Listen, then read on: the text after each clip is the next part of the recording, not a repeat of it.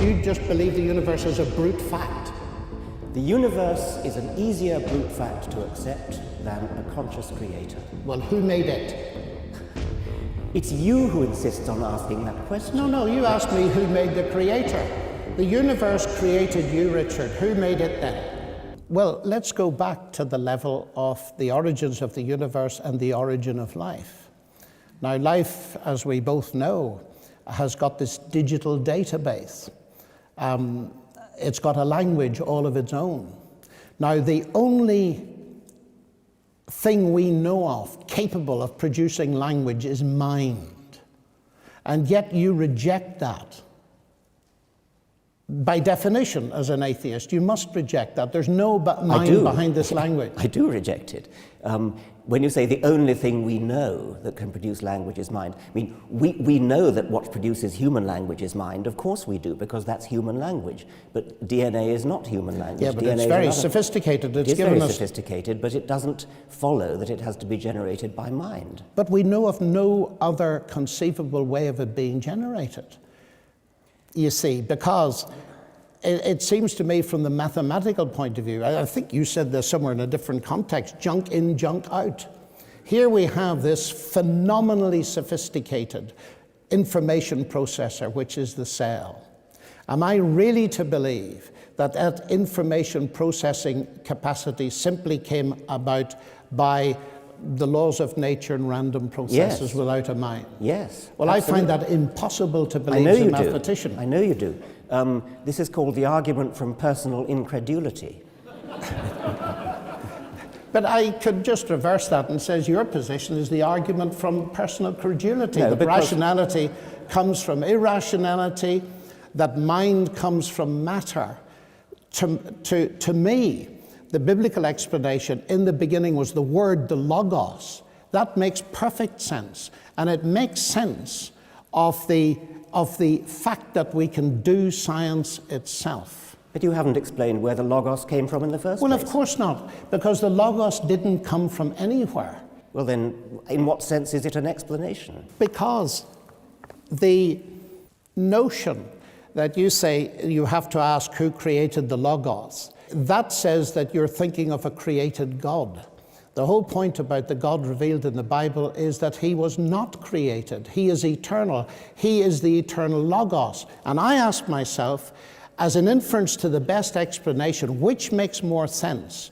That there's an eternal logos and that the universe, its laws, the capacity for mathematical description and so on, that these things are derivative, including the human mind, from the logos. That makes very much more sense to me as a scientist that it's the other way round. When there is no explanation for the existence of the universe, do you just believe the universe is a brute fact? The universe is an easier brute fact to accept than a conscious creator. Well, who made it? It's you who insists on asking that question. No, you asked me who made the creator. The universe created you, Richard. Who made it then? A God is a complicated entity which requires a much more sophisticated and difficult explanation than a universe, which is, according to modern physics, a very simple entity. It's a very simple beginning. It's not a negligible beginning, but it's a very simple beginning. That has got to be easier to explain than something as complicated as a God. Yeah, you can't explain the existence of God, but I think you may have missed my question. I'm drawing a parallel. You see, you say that it's, at least, don't let me put words in your mouth, of course, because that would be unfair, but I'm getting the message that it's ridiculous for me to believe in a God who created the universe and me, because I have to ask who created God. All I'm doing is turning that question round and saying, the universe, you admit, created you because there's nothing else. Well, then who created it? I understand you perfectly. I'm making the... We both of us are faced with the problem of saying, how did things start? Yes. I'm saying it's a hell of a lot easier to start with something simple than to start with something complex. That's what complex means. But I don't think so. If I pick up a book called The God Delusion, it's a pretty sophisticated book. It's got lots of words in it. But actually, as I look at page 1, I don't even need to go beyond page 1, I conclude that it comes from something more complex than that book itself, namely you. Yes, I mean, obviously complex things exist and brains exist. Well, and why brains can are I not complex. look at the universe, the whole show, which includes Well, Dawkins and Lennox? I'll tell you why. Because my brain that produced a book has an explanation in its own right. That explanation is evolution. We go back and back and back to the origin of the universe. That provides an explanation for complex brains, and complex brains produce books and museums and cars and computers. Of course we have complex things that produce other complex things. But science has an explanation for where complex brains come from in terms of simple beginnings. I don't think it has at all. At the level of the origin of life, reading the literature, even the recent literature, the word miracle comes up probably far too often for your liking anyway, that they're just going from, say, the self-organizational properties of low-level molecules that you got in some kind of primeval situation to the phenomenal self-organizational potentialities of macromolecules. There's just no way you can get there. Well, you're asserting that there's no way. We don't yet know what it is because there's a lot of work yet to be done. Science doesn't yet know everything. There are still gaps. Yeah, but I'm not ruling out the fact that there's a physical side to it and so on.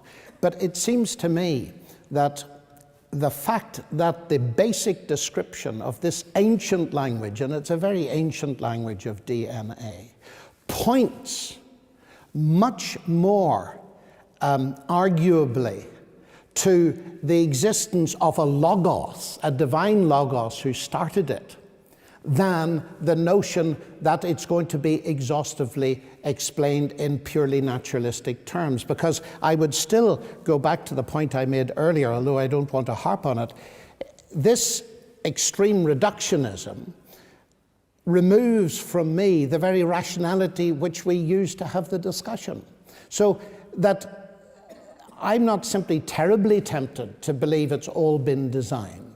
I believe it's all been designed, but that doesn't, and here's something else that I'd like to bring up in this, that doesn't stop science.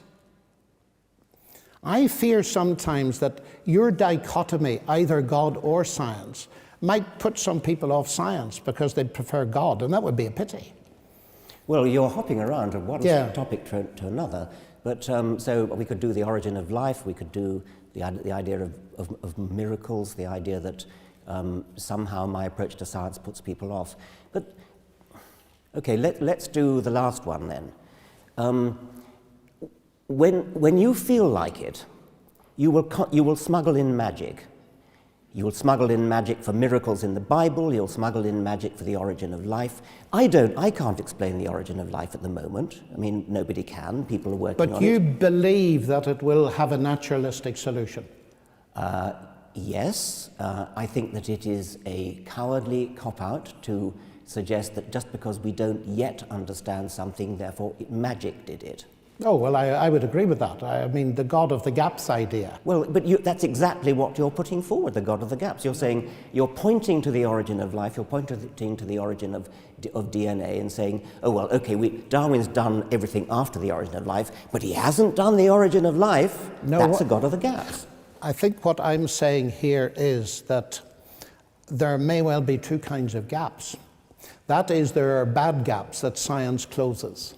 But could it not be that science can open some gaps? Now, what I mean by that is this. Your assumption, as I understand it, is that there's going to be an exhaustive, reductionist, naturalistic explanation of everything in scientific terms.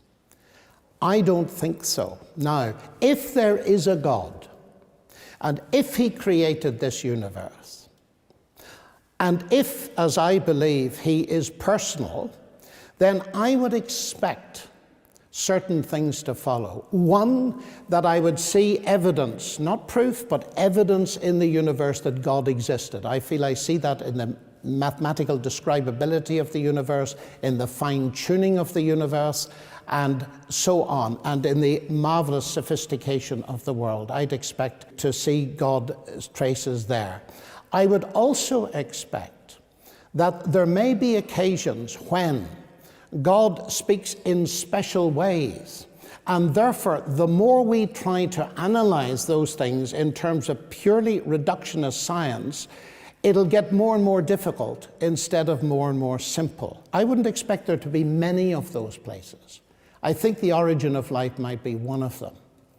And certainly when it comes up into more recent history, you mentioned miracles. The thing that is central for me is the fact that what you call petty, and I feel is vastly significant, because it's touching on something that affects every human being, the question of death. Now, if Jesus really literally rose from the dead as a matter of history, that makes an enormous difference to our view of the world. And so far from being petty, if this is God speaking to us, then I want to take it extremely seriously.